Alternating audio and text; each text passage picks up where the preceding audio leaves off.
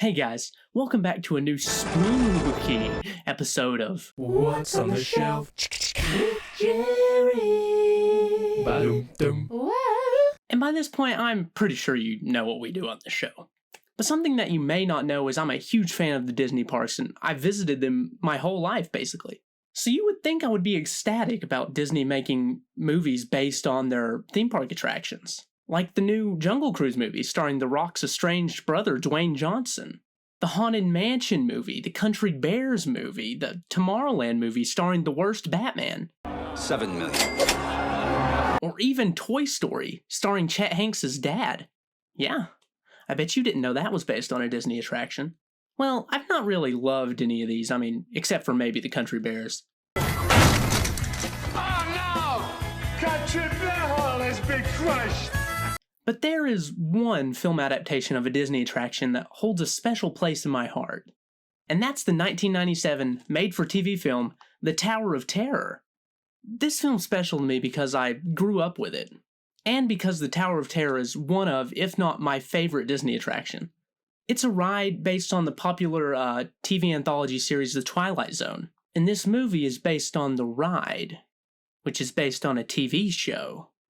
A movie based on a ride that is in turn based on a TV show. That's deep. But The Twilight Zone is a horror series, which makes the ride a spooky one. Which makes this video equal parts spooky and equal parts about a movie based on a Disney attraction. Perfect for this specific spooky video. My family first purchased this movie when I was around the age of 8 in the gift shop of the Tower of Terror at Hollywood Studios. See, there I am, on the ride. But enough about me. Let's dive into one of Michael Eisner's many dollar-sign-driven love children, 1997's Tower of Terror. This movie stars Kirsten Dunst, who you may know from Sam Raimi's Spider-Man trilogy, and I think the guy from Ghostbusters 2? Yeah, that's him.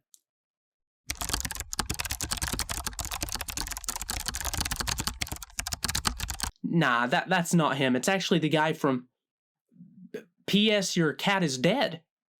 Everyone loves that old chestnut. But anyway, the movie starts with some undisclosed person whispering an evil spell. It is the midnight hour of ancient power. Dark light of the underworld be my guide. We may learn who this is later. And now we can see where the whole budget went, and that was to this amazing title card. Wow. So we're at the Hollywood Tower Hotel, and something really interesting about this movie is that it was actually shot on property. That's how intricate and well-themed the ride queues are at Disney World, that you could literally film a movie where people just usually sweat standing in line. So there's this huge party taking place on the highest floor of the hotel, and these 5 strangers are trying to make their way up there, one of which is popular child star Sally Shine.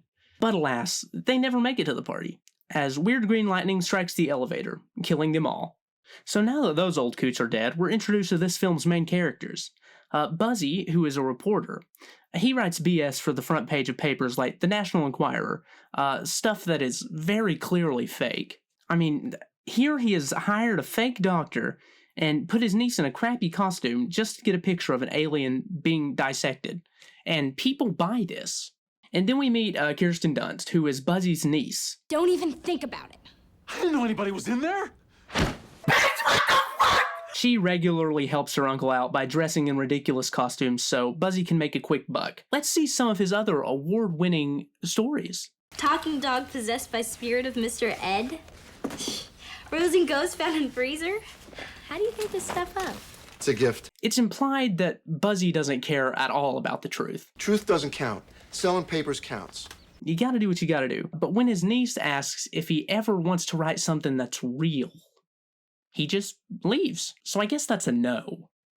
So Buzzy skirts over to the LA Banner to try to pitch his idea to the head of the paper, who is heavily implied to be his ex-lover. Ooh, tension. I got something huge.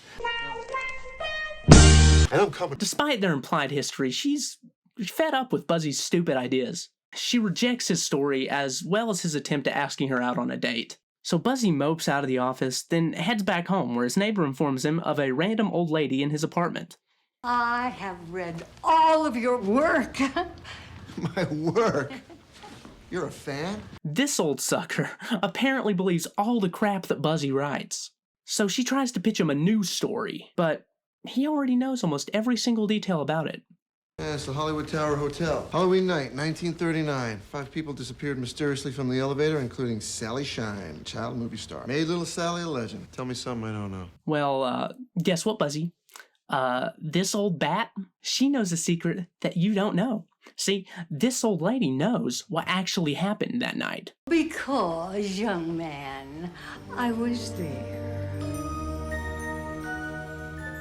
This lady claims that on that fateful Halloween night, which is also her birthday, Halloween is my birthday. Sally Shine's nanny cast a spell on her. She was Sally Shine's nanny. Looks like a real witch. She claims that her black magic made everyone on the elevator with Sally disappear, including the nanny, but why would the nanny do this? I mean, she claims that the nanny hated Sally.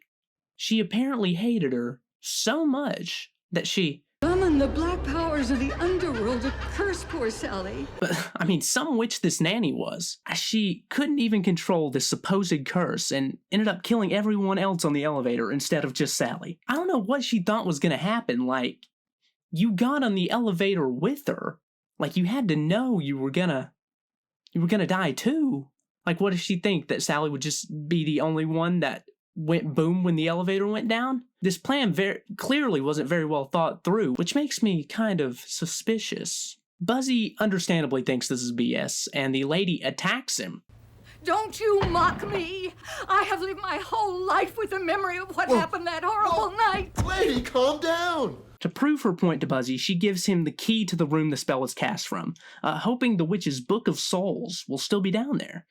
To prove that she's not just a crazy old lady. So, reluctantly, Buzzy takes the key, thinking this could be his ticket to the top. He heads to the hotel, which again, is shot on location. Pretty cool, and quickly encounters a bumbling mechanic named Q. We found him, guys. This is Q. This is the QAnon guy. Honestly, he looks exactly how I expected. What do you do, Q? Caretaker or something? You know, I'm all about fun. I like to party. Q basically tells Buzzy he owns the hotel, and his grandpa was the bellhop working on the elevator the night it disappeared. So he lets Buzzy into the hotel, but refuses to enter himself as he's way too scared. Buzzy goes down into the basement, which was not filmed on location, sadly, looking for the Book of Souls, albeit very slowly. He finds the book, and then a ghost tries to stab him with a pin, and then he heads back to his crib. Nanny McPhee is hiding in that mirror. That really doesn't matter, though, to be honest. But Buzzy goes home, and he thinks the story is great, but he doesn't have a picture to go along with it. So he recruits Anna to go pose for some pictures while dressed up as Sally Shine's ghost. What is this? Back to the hotel, the photo shoot's going great, until the actress Buzzy hired to play the nanny shows up. Her name is... Claire Poulet. Which is... Chicken in French. The problem comes when Buzzy lets her know she's too young to play the evil old witch nanny. But Buzzy starts thinking with his little head instead of his big head, if you know what I mean, and goes to take pictures of her anyway. However, this photo shoot comes to a screeching halt when Anna hears some ominous music coming from somewhere in the hotel. Her uncle, of course, goes off to investigate. Anna follows him to the basement, and they are both frightened by the strange silhouette of a little girl dancing in front of green rain while singing nursery rhymes, which I have to admit is something that will never not be scary to me. Like, children singing nursery rhymes slowly in echoey voices. That's scary. So now they've seen a ghost, which makes Buzzy think this really is his breakout story. So he heads back off to tell his ex-lover at the banner about it. She, of course, thinks he's f***ing nuts. They're ghosts. No, I mean, they're really ghosts. Get out. She kicks Buzzy out because she thinks he's a lying, manipulative asshole who will tell any lie no matter how big to get to the top. Which he is. Then she bans him from the banner permanently. But she's still kind of interested in that old lady, so she gets one of her lackeys to do a background check on her.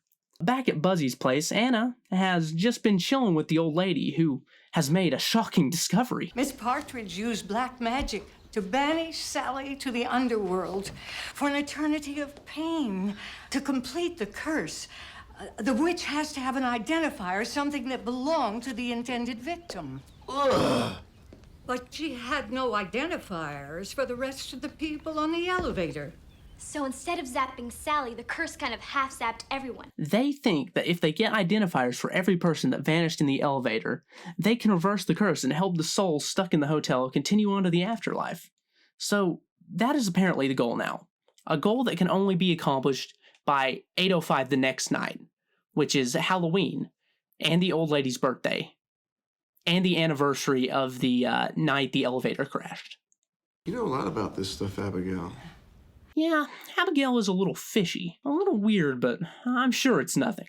They head to the hotel to find things that belong to all the elevator people.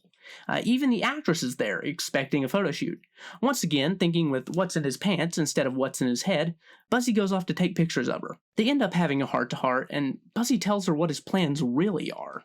Yeah, but you know what? I thought that you wanted to help the ghosts. What, with some bogus voodoo? Get real. Look, Abigail's a sweet little old lady, but she's dancing on a strange planet. Seriously, what do I care about some moldy old ghosts I don't even know? Meanwhile, Anna's in the hotel lobby, and the ghosts are making their presence known. You're a bad girl. I've been really trying,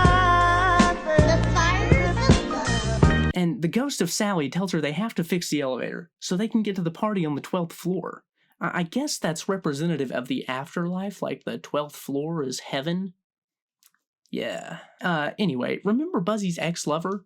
Well, she's still interested in that old lady, so she goes to the mental institution where the old lady's been staying for like the past 60 years. She's hoping she can get a little one-on-one time with her. But she's not there, so naturally they break into her room, and they start going through her stuff. The guy who works in the hospital then informs newspaper lady that, get ready for this, Abigail is Sally Shine's sister.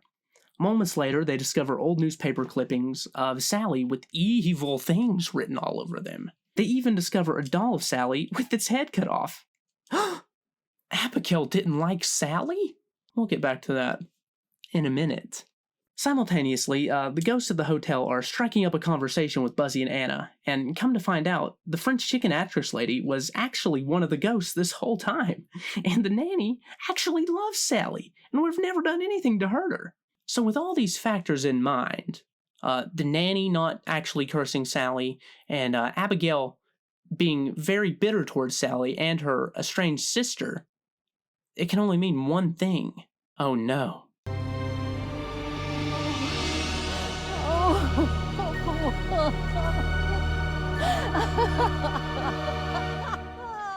So Abigail, that old coot, she's the actual witch. Dang, didn't see that coming. Anyway, now that Buzzy knows the ghost is the hot girl, he decides to recruit Q to fix the elevator. Q? Q! Q's Dewey's grandson! Q can do it. I can't believe this guy's name is Buzzy. Like, the bellhop clearly looks like more of a Buzzy. I'm sorry for my obscure Epcot reference. So, he recruits Buzzy, and everyone is on board. They're gonna do it. But then newspaper lady shows up and basically tells them what she's learned. You have a story here, a true story. You're gonna run this story in the Banner? Welcome back, partner. So, with his career now on the line, Buzzy puts that above those Moldy old ghosts. and heads off with newspaper lady, leaving Anna and Q to do it themselves. That's a dick move, Buzzy. So they all storm out of the apartment. But wait, the old lady was in the closet this whole time? She heard the whole thing. Oh, shit. She laughs maniacally and then takes the book and leaves. I wonder what she's gonna do now. This is my first time watching this movie, so I don't know. Back at the hotel, Anna and Q are trying to fix the elevator, but back at the Banner, Buzzy can't get the hotel off of his mind, and he ditches his story to help him out at the hotel. Ah, evil old witch lady's there too. Be careful, Buzzy. Watch out. She has a cloak, and she's starting her ritual. I call forth the might of the starry realm to once again bring fire energy to pierce the night. Anna all of a sudden hears the old lady casting the spell and calls that hoe out. But alas, it's too late. The spell has already been cast.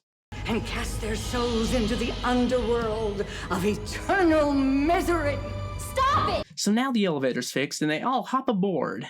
But oh no, Anna's on the elevator now too, and Sally's not. History's about to repeat itself.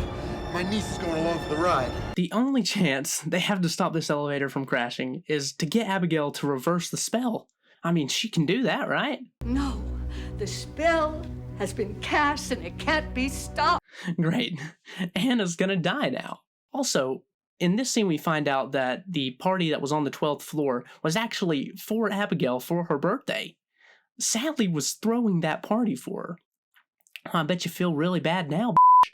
Yes, dear, I am sorry. I'm really sorry. Well, that means nothing after you've already, killed your sister. So, since the spell can't be stopped, Buzzy and the crew head up to the service elevator to try to rescue the others, and they almost do. But then the elevators drop. While all this is going on, Sally tells Abigail that she forgives her, and this act of love breaks the curse. Wow. I mean, that really tugs at my heartstrings. So everyone's okay. Let's go to this party on the 12th floor, guys. We'll take the stairs. They finally, after 6 years, are able to ascend to the afterlife. The bellhop reunites with his father. The suited man finally proposes to the French chicken lady. Sally reunites with her parents and her sister. And the nanny's able to move on, now having achieved her life goal of delivering Sally safely to the party. And I've got to say, this scene really hits. I was really kind of getting emotional the first time I watched it, especially when the suited guy proposed. I don't know why, but that sort of had some kind of weight to it, My cats are ruining my life. Now, with the hotel ghost free, it reopens, and everyone lives happily ever after. I mean, that was something. The second half of the movie was honestly a lot better than the first half. And sure, some of the acting is a little cheesy and the story's a little out there, but it worked.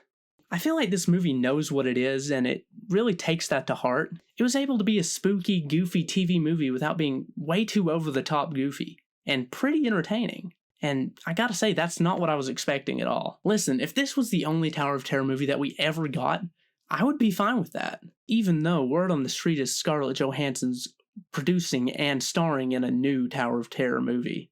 But I'm not really sure where that is right now, as ScarJo's now on Disney's bad side. But I can't imagine where it would go. I want an exact shot-for-shot remake of this movie, just with new actors. I mean, Disney loves to do that. I want Paul Rudd to play Buzzy. I want Jack Black to play Q. I, of course, want Scarlett Johansson to play the French chicken lady. I want Betty White to play the old witch. And, I don't know, comment down below who else you would like to see in this exact shot-for-shot remake of this movie. And until next time. Ooh, ghosts. Get out.